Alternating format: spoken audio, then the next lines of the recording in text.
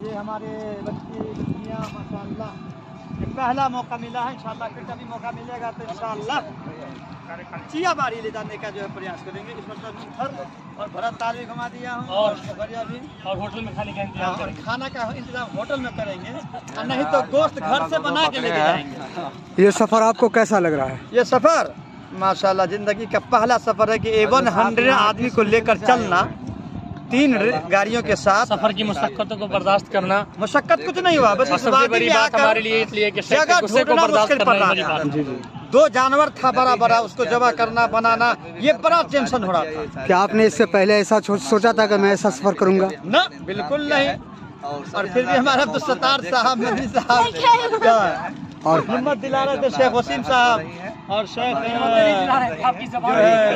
رستم صاحب جی جی اور ثناء اللہ کریمی صاحب کا کیا کہنا، دل کھول کر اور بھائی عطا الرحمان کا، عطا اللہ کا۔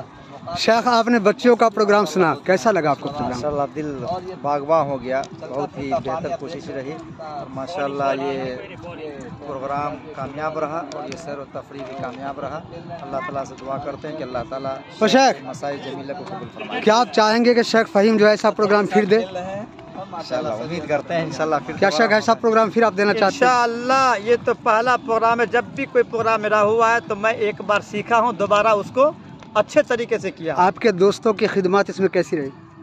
اگر دوست نہ ہوتے تو شاید ہم لوگ یہیں گم ہو جاتے، بھوکے لیٹ جاتے۔ اور مولانا وسیم صاحب کا اس میں جو ہے آپ کے ساتھ کیسا رویہ رہا؟ دل و جان ہر چیز سے الحمدللہ۔ حافظ وقاری انور صاحب کا کیسا رویہ رہا؟ ماشاءاللہ وہ ہمارے بچیوں کو کنٹرولر یہی صاحب تھے۔